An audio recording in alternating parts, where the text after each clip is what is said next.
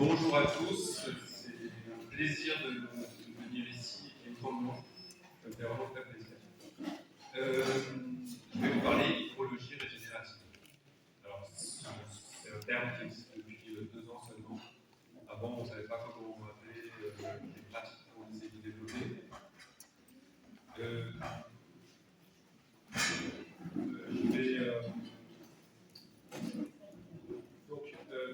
Dont je parle. Donc, moi, je suis ingénieur de formation, ingénieur industriel de classique en bâtiment à l'origine. Ça fait ingénieur de bureau d'études. Je fais de la conception de bâtiments, d'ouvrages, j'ai fait ça. On n'entend pas? Ça permet de tester justement. Et puis,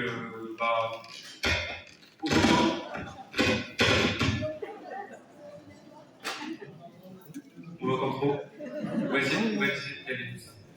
Et puis, il y a une quinzaine d'années, vers le Grenelle de l'environnement, je me suis rendu compte qu'il fallait s'intéresser à ça. Et puis, je suis allé vers l'éco-construction, essayer de faire du changement dans l'habitat. Et puis, on voyait bien que ça patinait gravement dans ce domaine-là. Et je suis tombé, je ne sais même plus par quel hasard, sur le livre de permaculture de Gilles Mollison. Et ça a été un déclic de manière de penser en disant c'est comme ça qu'il faut résoudre nos problèmes sociétaux.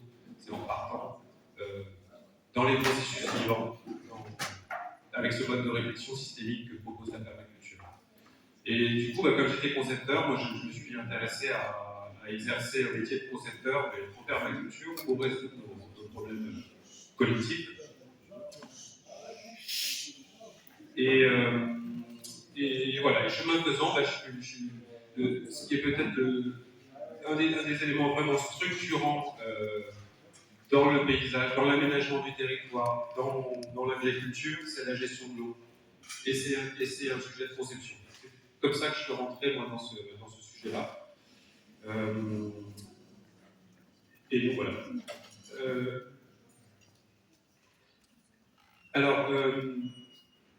Je ne suis pas hydrogéologue de formation. Je m'excuse auprès de tous les spécialistes de chaque discipline qu'on va aborder, parce que entre l'hydrologie, l'écologie, l'agronomie, la pédologie, l'hydrogéologie, c'est d'une complexité. Chaque domaine est absolument, on peut y passer sa vie. Donc je ne suis pas spécialiste de tous les domaines.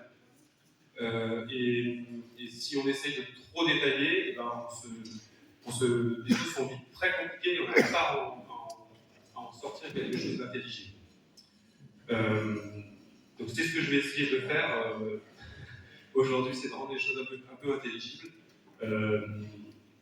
Il y a l'autre peut-être avertissement aussi que je voudrais faire au démarrage, c'est que on parle de choses qui sont systémiques, qui sont des cycles, et donc quand on les représente comme ça, on les comprend mieux, mais par contre on n'arrive pas à trouver une origine au problème. C'est des causalités circulaires, c'est A donne B, donne C, donne A, donne B, donne C.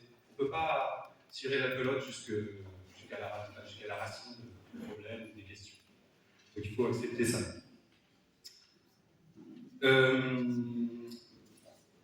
Je vais reparler de choses très simples, mais qui me semblent indispensables pour appréhender les choses. On va partir du cycle de l'eau, du grand cycle de l'eau, celui qu'on a tous appris à l'école primaire.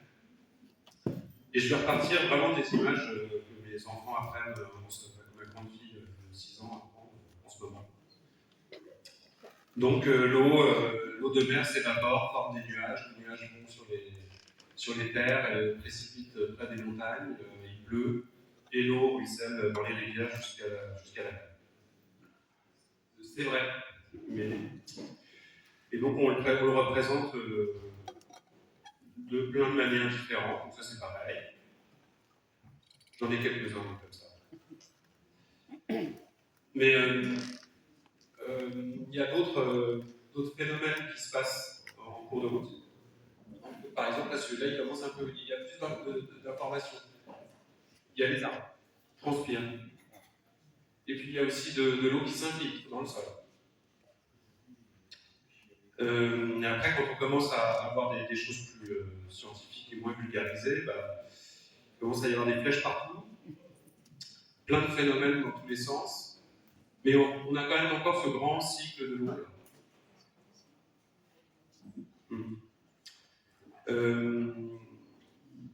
Voilà, donc on voit cette grande direction, mais c'est pas suffisant pour bien comprendre ce qui se passe. Ce qu'on peut regarder aussi, c'est les quantités d'eau.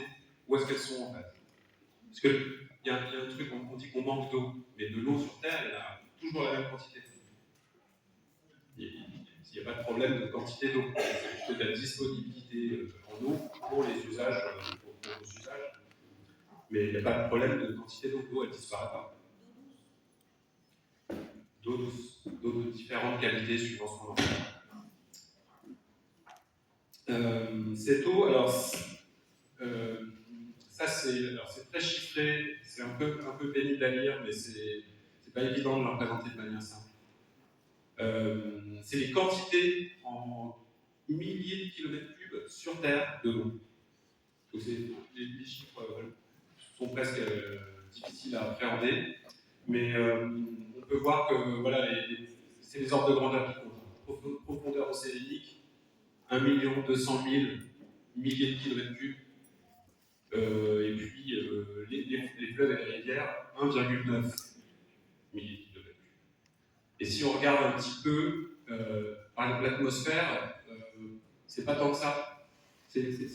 Chaque compartiment, c'est un volume fini sur Terre. On ne peut pas mettre de l'eau autant que l'atmosphère se remplit d'eau, puis après elle est saturée. Donc même si par exemple, quand il y a des sécheresses, on voit toute l'eau s'évaporer des sols, il faut bien qu'elle tombe quelque part. Ce cycle-là, même avec ces dérèglements climatiques, il continue de fonctionner. Il y a toujours la même quantité d'eau. La question, c'est où est-ce qu'elle se répartit. Et puis ensuite, à quelle vitesse elle va d'un compartiment à l'autre.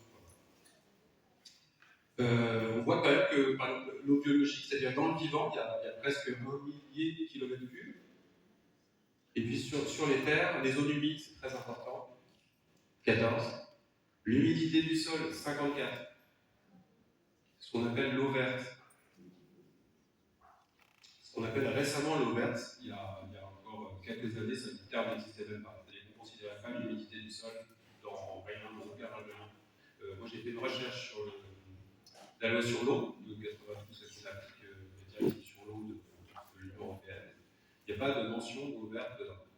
L'humidité des sols, on regarde que l'eau bleue, c'est-à-dire l'eau qu'on voit dans les rivières, dans les pluies, dans le robinet.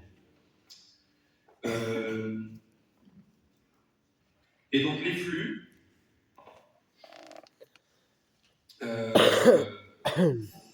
alors, pourquoi est-ce que j'ai fait toute cette transition des cycles tout simplifiés vers un truc beaucoup plus complexe qui devient difficilement lisible?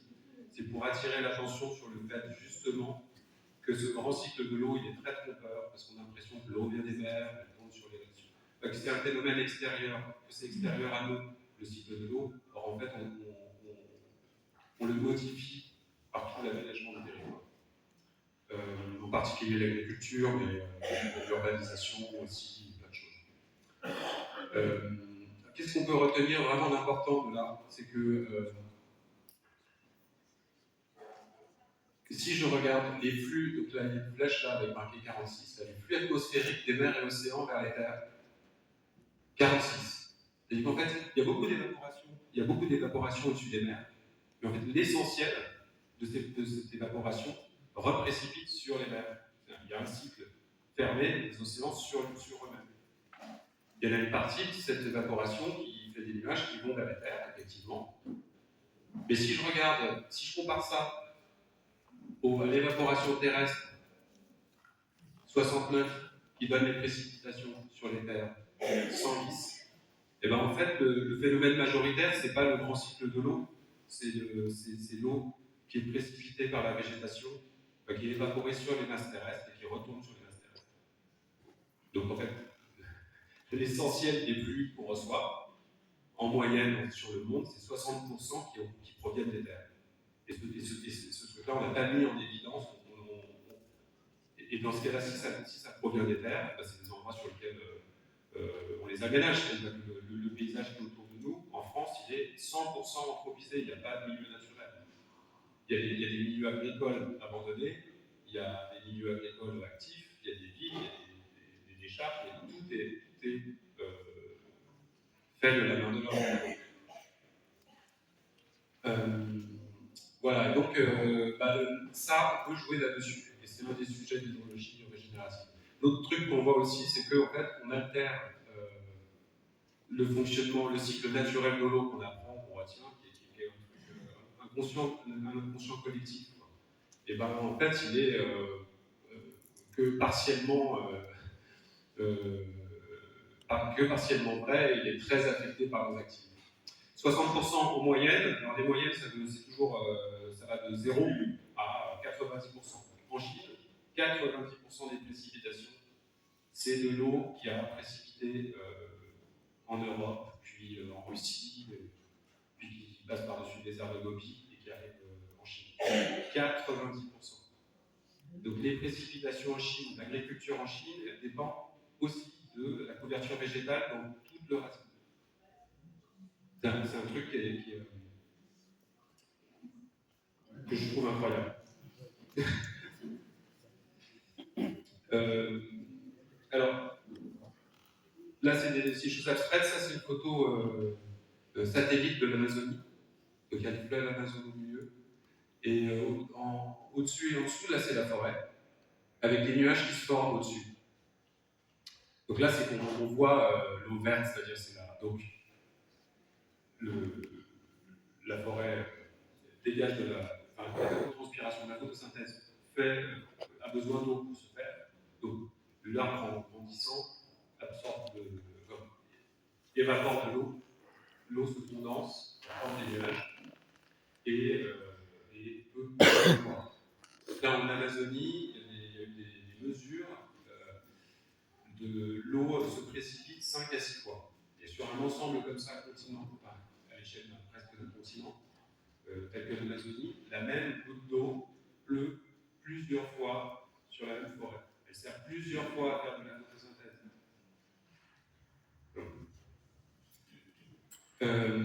Et l'autre chose que font ces arbres, mais toutes les plantes chamblées aussi, hein, mais c'est pas de la même nature, c'est qu'elles émettent des composés organiques volatiles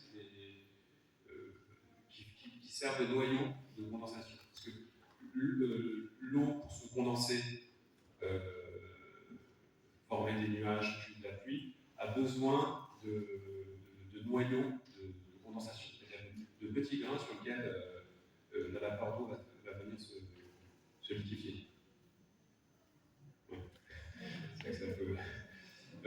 ces noyaux, ils peuvent être minéraux et ils peuvent être organiques. Il y a des bactéries, il y a des champignons dans l'atmosphère qui servent à ce que les pluies se forment. Et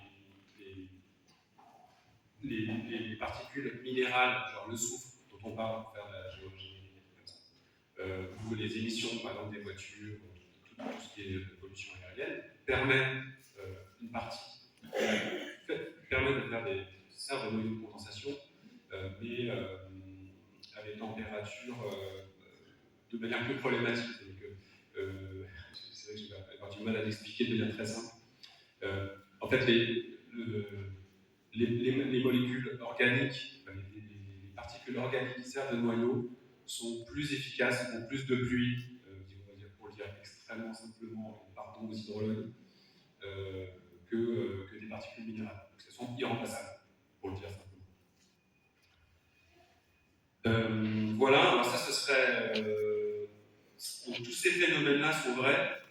Après, il faut les remettre en perspective avec la variabilité de tous ces phénomènes, les vents, les directions, plein de choses, des phénomènes à différentes échelles qui se superposent entre le climat, les microclimats, des choses comme ça. Là, j'ai pris, ça c'est un modèle, c'est une simulation du climat entre vendredi et demain. Donc il faisait très chaud vendredi, il y a la masse rouge là, et puis il y a de l'air froid qui vient de l'Ouest. C'est pour donner une idée un peu de l'échelle. Donc ça, c'est sur 48 heures, c'est quelques images. À quel point ça bouge dans un sens, dans l'autre. Donc, effectivement, en Chine, à la fin, 90% des précipitations viennent des terres, mais le vent change de sens, ça dépend de plein d'autres trucs. C'est pas tout le temps vrai. Probablement que dans l'Hérault, là, j'ai pas cette donnée-là en tête, mais la majorité doit venir de la mer, parce qu'on est près des côtes. Plus on s'en éloigne, plus la contribution de pluie qui est déjà précipitée augmente. Mais ça dépend des directions. Pendant que entre le Marin, ça vient de la Méditerranée, le Rouergue, nous on dit ça à Vallereau comme j'habite, il est déjà passé par l'Aveyron, ça vient de l'Atlantique, peut-être qu'il a déjà plu en partie. C'est peut-être déjà une partie d'évaporation. Donc ça dépend du moment et de plein de choses. Ça va, vous respirez encore. Et après, on va regarder un autre sujet qui est lié, mais qui est très lié, mais qui, voilà, on part d'un autre endroit. L'autre phénomène qu'il faut bien avoir en tête, c'est la succession écologique. Donc, tout ce qui est vivant est parti d'un bloc de roche, de minéral et d'eau.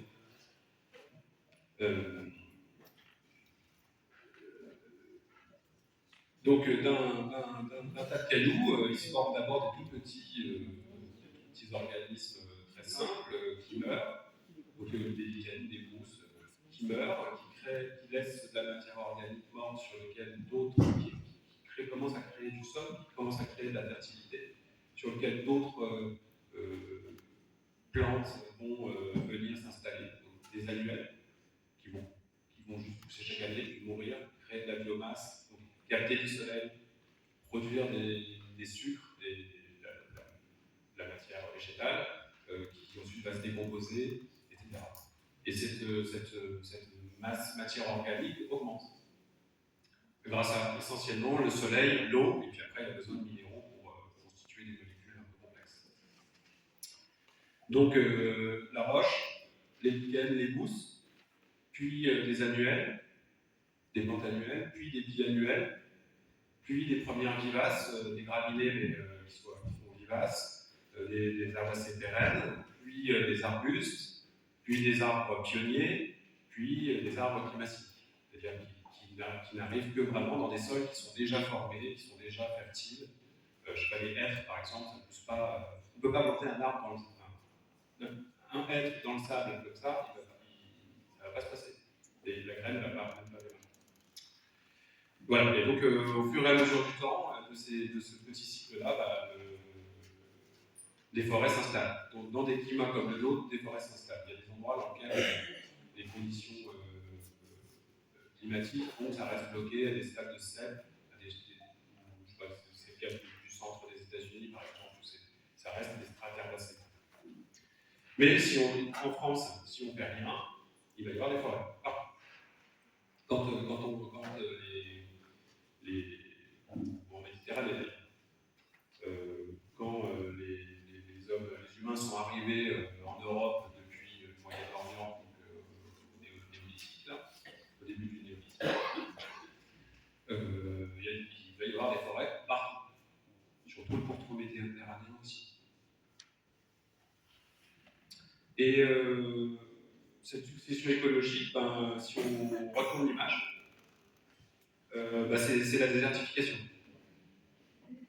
Avec, dans l'ordre, déforestation, puis l'agriculture, la surexploitation agricole, dont en particulier le labour, qui n'est pas bon du tout pour ces sols.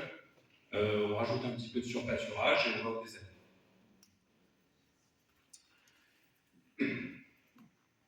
Voilà, avec ces éléments-là,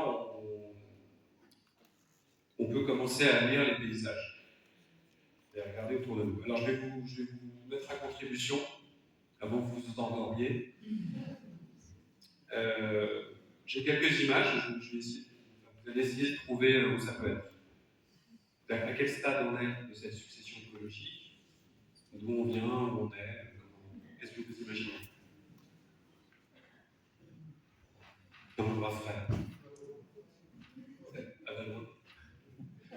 Au-dessus de Valrog, donc là, il y a des lettres, entre autres, il y en a, ça pourrait être la Valrog.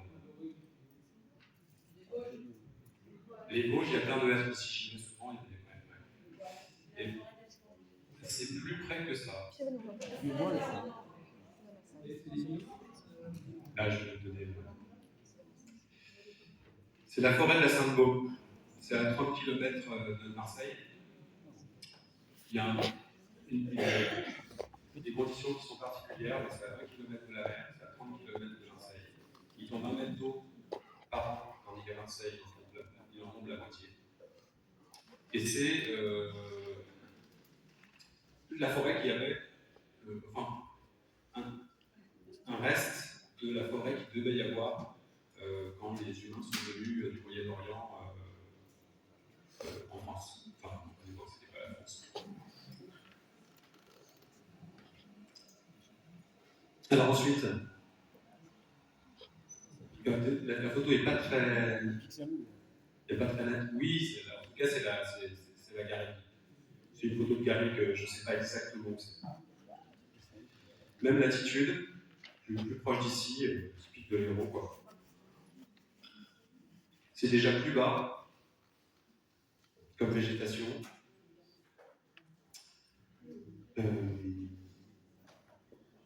C'est moins forestier.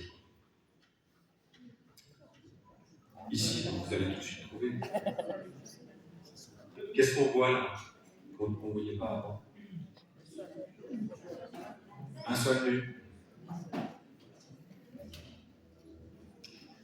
Ailleurs, je ne vais pas dire la réponse tout de suite. Ah.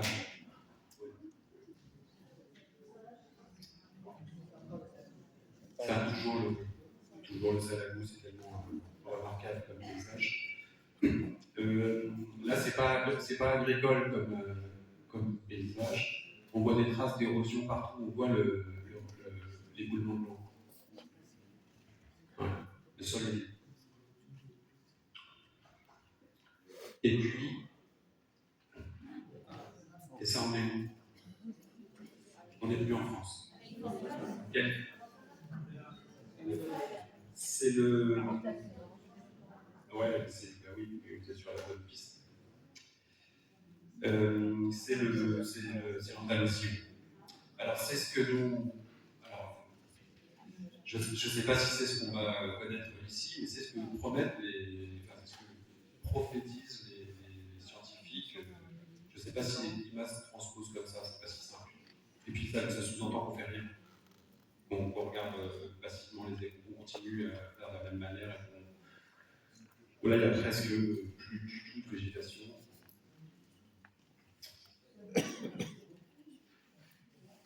Donc, c'est quand même petit panorama de la forêt au désert. Et puis, là, j'en ai une autre de forme de désert. La Beauce.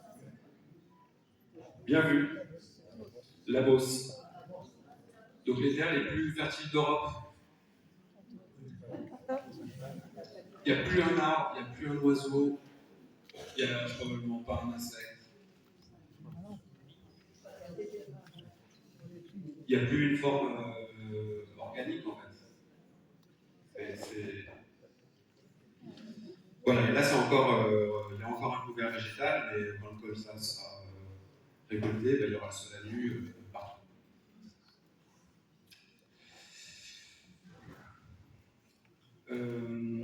Voilà. Est-ce que là-bas, ils font des cultures Bon, après, on fait sinon on va partir dans tous les sens. Je suis alors, l'hydrologie régénérative. C'était ma longue introduction, mais juste pour partir des mêmes bases. Donc, on pourrait avoir toute une discussion sur le choix des termes hydrologie régénérative. Ça vient surtout de ce qu'on appelle l'agriculture régénérative. Le débat sémantique, il a lieu en ce moment, mais on ne va pas l'avoir aujourd'hui. Donc disons que c'est une discipline naissante. Elle est établie scientifiquement parce qu'on se base sur des corpus scientifiques de différentes disciplines. Le terme, voilà, en France, il existe depuis 2 ans, depuis qu'on a les gens qui s'intéressent à ça ont créé une association qui s'appelle Pour une hydrologie régénérative, dont je suis le secrétaire. Mais il y a plein de choses qui convergent quand même dans ce sens-là, à la fois à différents niveaux, quoi. De l'ONU, il y a des expériences dans pas mal d'endroits dans le monde autour de ça. On n'est pas, c'est pas une expérience isolée française, c'est pas nous qui avons inventé ça. On rejoint un mouvement plus général. Donc, la définition la plus simple, ce serait que c'est la science, la discipline de la régénération des cycles de l'eau douce par l'aménagement des territoires.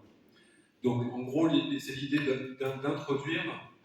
On a en tête que c'est qu'il y a de la forêt là où il pleut, dans l'eau. Donc, en Europe, ça va être de la forêt, aux États-Unis, le moins, ça va être un régime de prairie, et puis c'est comme ça. Mais en fait, avec ces histoires d'émissions de composés organiques volatiles et puis donc, de plein de choses, en fait, c'est dans les deux sens. C'est-à-dire qu'effectivement, le couvert végétal, la nature de ce qui se passe au sol, va jouer sur le régime de précipitation. C'est pour ça que j'avais mis mon petit papier pierre-ciseaux, c'est que ça se. Il n'y a pas de début et de fin, c'est pas il pleut, donc il y a des arbres. Il y a des arbres, donc il pleut aussi. Donc il faut le sujet de travailler sur mais qu'est-ce qu'on peut faire pour qu'il pleuve plus, qu'il pleuve de manière plus adaptée à nos usages, parce que le Sahel, c'est 700 mm d'eau par an. La Bretagne, 600. C'est pas que la quantité d'eau, c'est la régularité des pluies, il y a d'autres choses aussi en jeu. Voilà, et donc, voilà, c'est une approche systémique. Donc on réfléchit comme ça sur des espèces des cycles et des systèmes. Et avec une attention portée à l'eau verte, dont on a parlé, et au triptyque au sol arbre, dont on va parler juste après. Parce que les trois vont ensemble. Ce triptyque, c'est mon camarade Simon Ricard qui l'a posé comme ça, le Permalab, qui a un bureau d'études sur l'hydrologie régénérative.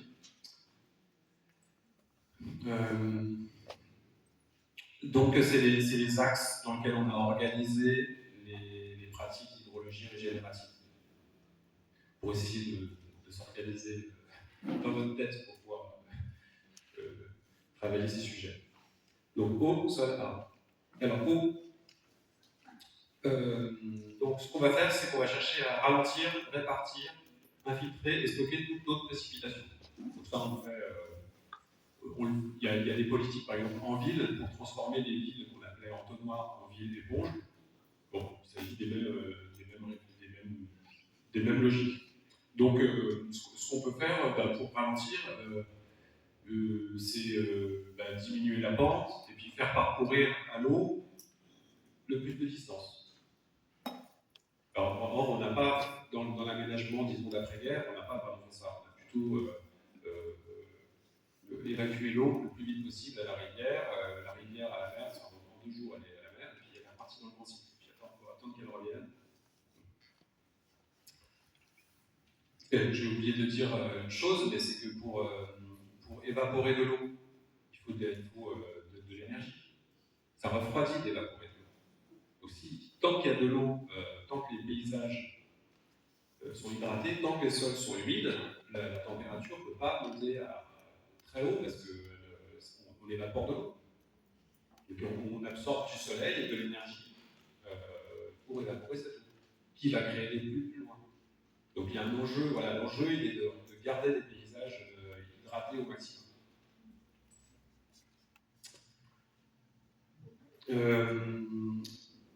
Voilà, et donc on va structurer les autres éléments du paysage. Donc c'est une approche de conception. C'est pas toujours ça dans les paysages, dans nos paysages, mais là il faut le réfléchir consciemment. Il faut le faire. Ça ne se fait pas tout seul. Là, c'est bien une intervention de l'homme dans notre milieu. On accepte bien l'idée que c'est complètement anthropisé et qu'il faut qu'on agisse. Ce n'est pas une approche où on laisse faire. On pourrait aussi laisser faire la nature se remettre en place, refaire des forêts, c'est possible, si on attend quelques centaines d'années, ça peut se faire. Après, sur le sol, alors je l'ai fait en très court, très simple, mais donc les sols, ils ont différentes granulométries, sable, limon, argile, c'est-à-dire c'est la taille des particules, et puis des mélanges, bon, il y a toutes sortes de choses possibles là-dedans. Enfin, il y a toutes sortes de mélanges possibles entre les sables, les limons, l'argile, les cailloux. Un sol, c'est en fait plein d'air.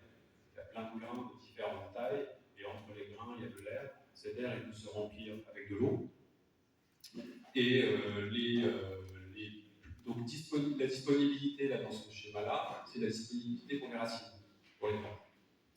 Et donc, alors sans rentrer dans les détails, il y a une partie de l'eau qui est tellement collée au grain qu'elle n'est pas disponible pour les racines. Et puis il y a une partie qui est très libre et qui est disponible. Et on peut en rajouter avec l'humus, c'est-à-dire la vie du sol. C'est-à-dire plein de matières mortes, de vivants aussi, parce que nous on est fait à 70% d'eau, mais c'est valable pour les vers de terre, c'est valable pour tout ce qui grouille, tout ce qui est vivant, quoi. Donc en fait, la vie du sol, elle contient de l'eau aussi. C'est de l'eau en plus de celle qui pourrait être entre les grains des sols. Et puis donc l'arbre, donc au sol arbre. Alors l'arbre, c'est juste incroyable, les arbres. Donc ça pousse tout seul, de la graine à le pommier du Kazakhstan de 40 mètres de haut.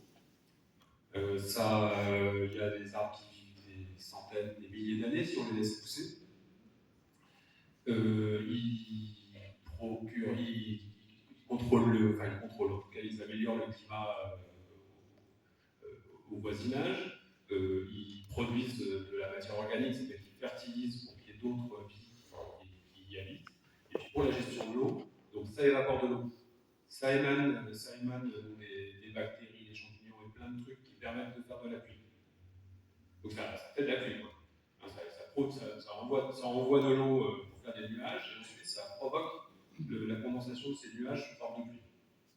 Et ensuite, les racines, elles peuvent pomper de l'eau plus en profondeur, mais aussi elles en remettent en profondeur. Ça fait de la circulation verticale de l'eau dans les parties aériennes et dans les parties dans le sous-sol aussi, dans le sol. Et puis ça vient ronger la roche-mère en dessous pour fabriquer très lentement des argiles. Enfin, c'est un truc incroyable, à l'énergie solaire. Et puis ça vit en symbiose avec des champignons mycorhiziens, on appelle ça, qui eux font de proche en proche ce qu'on appelle des réseaux d'hyperfluidité. Donc en fait, c'est des tuyaux, des tout petits capillaires, dans lesquels l'eau peut circuler d'une plante à l'autre.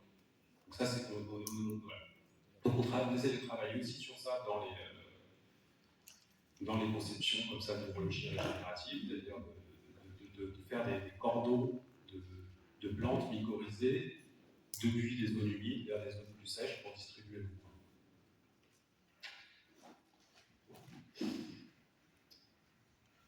Voilà. Ensuite, ce que je vous propose pour être dans des trucs juste très concrets, parce que là, il y a des grands principes, des machins qui ne sont pas très valables. Ensuite, c'est juste des petits éléments, ce que j'appelle des patterns, que j'ai essayé d'organiser ensuite, parce qu'entre des arbres, des structures de sol, c'est des choses qui sont de nature, des organisations dans l'espace. C'est des choses qui sont de nature tellement différentes qu'on a du mal à on ne sait pas comment les articuler ensemble. Moi, ce que j'ai repris, et c'était ce qu'avaient fait les Mollison à l'époque, au fin des années 70, c'était d'utiliser la notion de pattern, dont je n'ai pas réussi à trouver une traduction satisfaisante en français, donc je l'ai gardé comme ça. Mais c'est des espèces de motifs, quoi, des schémas, une organisation. Et ça peut être un pattern derrière un pattern, ça peut être juste un élément, un arbre, je sais pas, un fossé, ou bien une biorégion, c'est-à-dire une idée ou un bocage. C'est des choses qui ne sont pas du tout de la même nature, mais on arrive à les mettre ensemble derrière cette idée de pattern. Donc je vous en propose un peu en vrac, je ne les ai pas sélectionnés, on pourra en trouver des. Moi je dois en avoir peut-être une centaine, parce qu'il y en a partout dans le monde en fait. C'est là ce qu'on fait, là on repense ça avec notre pensée contemporaine, toutes ces questions de circulation de l'eau et des connaissances scientifiques. Mais en fait, c'est des pratiques comme ça de gestion de l'eau par le paysage, elles ont été menées depuis longtemps et partout. Il y en a dans tous les sens, partout. Bon, dès qu'on commence à rechercher, on en voit partout. Donc des trucs très simples. Les revers d'eau, plutôt que de laisser l'eau couler le long des routes, prendre de la vitesse, ruisseler, faire de l'érosion, des ornières, régulièrement on vient interrompre cet écoulement-là, et puis on fait une petite poche, un petit étang de poche là dans le coin. Hop. Très simple. Il y en a en montagne, on en voit souvent en montagne. Donc toujours autour des routes, ce qu'on a des fossés à redans. On en voit de temps en temps aussi. C'est-à-dire qu'en fait, au lieu de laisser le fossé, il y a toujours une pente. Au lieu de laisser l'eau s'écouler jusqu'à la rivière, jusqu'à la mer, en principe, on la ralentit comme ça, elle a plus de chances de pouvoir s'infiltrer dans le sol, de rejoindre des réserves d'eau souterraines. Et les réserves d'eau souterraines, en fait, l'eau elle circule. J'aurais pu en parler. L'eau, elle est dans tous ces compartiments aériens, dans le sol, dans le sous-sol. Et en fait, elle circule partout. On voit l'eau bleue, l'écoulement des rivières, c'est la partie visible de l'iceberg. Mais en fait, partout dans un bassin versant, là où tombe la pluie, il y a de l'eau qui circule jusqu'à la mer, jusqu'à l'exutoire. Et par contre, dans les sols, elle circule plus lentement. Dans les sous-sols, ça dépend des natures des sous-sols. Dans le calcaire, ça va vite, mais dans des sols moins poreux, ça circule lentement. Donc c'est une autre manière de ralentir l'eau, de la faire circuler lentement dans les sols plutôt qu'en surface très rapidement.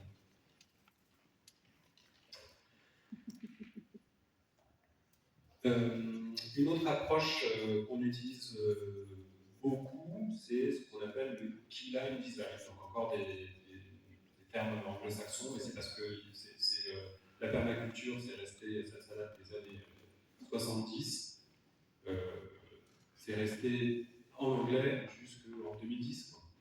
On a commencé à en parler il y a peut-être une dizaine d'années, peut-être une quinzaine d'années. Il y avait des pionniers en France qui s'intéressaient à ça. Et en fait, eux, ça s'est beaucoup développé. Et ça s'appuyait entre autres sur le travail d'Australiens. L'Australie, c'est un grand territoire. Il y a des gens qui sont allés installer des fermes au milieu de nulle part, avec aucune infrastructure de l'élevage, à des endroits où ils ne poussaient même pas l'herbe au démarrage. Et en fait, ils ont commencé par gérer l'eau dans le paysage pour créer des prairies, pour venir y faire brouter des moutons, etc. Et du coup, comme c'était des feuilles blanches, il n'y avait pas ils ont réfléchi à où est-ce qu'on met la route, où est-ce qu'on met les clôtures, comment est-ce qu'on génère cette dynamique écologique pour produire de la matière organique, de la fertilité, pour pouvoir faire tourner des terres. Où est-ce que je trouve de l'eau alors qu'il n'y a pas de source? Donc il y a plein d'endroits, des territoires gigantesques dans lesquels il n'y a aucune source. Donc on s'est beaucoup s'inspirer de ça, ils ont beaucoup étudié, il y a Percival Yeoman, qui a été un grand pionnier dans les années 1920 et qui a inventé, qui a regardé vraiment la topographie, qui a réfléchi à mettre des éléments comme ça, des fossés, ou des structures, ou des sillons de charrues le long des courbes, sur les courbes de niveau, ou alors juste à côté des courbes de niveau. Donc la courbe de niveau, vous voyez tous ce que c'est, je pense. C'est-à-dire, c'est ce qu'on voit sur les cartes IGN, ça fait des formes comme on voit là, mais à l'altitude de 900 mètres, puis 902 mètres, 902 mètres, et ça dessine comme ça les formes. Et on peut aussi le faire avec, donc là tout est au même niveau, tout est à la même altitude, mais ensuite on peut aussi imaginer ou dessiner un fossé avec une toute petite pente. Donc ça ressemble à une courbe de niveau, mais ça dirige l'eau très lentement vers un endroit où l'eau.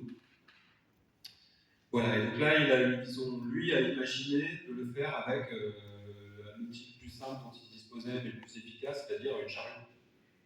Donc il a commencé à faire des tracés et à faire des sillons avec une charge, avec cet outil-là, il y a un disque avec une espèce de ciseau. Et donc ça ouvre juste, ça ne retourne pas, ça ne laboure pas, ça ouvre juste.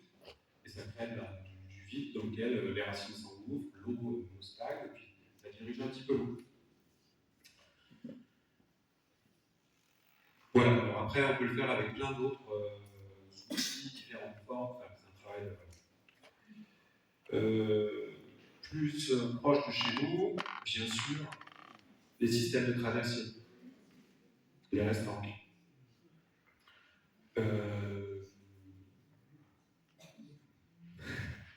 Bien évidemment, c'est des ouvrages hydrauliques en fait. C'est pas du tout. Alors, ça devient patrimonial parce qu'on n'en retire que ça. Effectivement, ça fait des terres horizontales beaucoup cultivées, mais avant tout, ça gère l'eau. Ça empêche l'érosion, ça permet l'accumulation de la fertilité et ça stocke de l'eau. Il y a un projet de sciences participatives qui a lieu à Mandalou, c'est une commune qui est près de chez moi, près du Vigan, avec des chercheurs qui sont dirigés par Julie Trottier, qui est une chercheuse. Donc pour mettre en évidence, on en est convaincu, mais il faut le mesurer, que ces systèmes de terrasses alimentent des sources en aval. Donc en fait, au départ, il y a la vente, tout ruisselle, tout part. On fait des terrasses. Plutôt les gens, nos ancêtres, ont créé des systèmes de terrasses. Et en bas de ces systèmes de terrasses, ça fait une espèce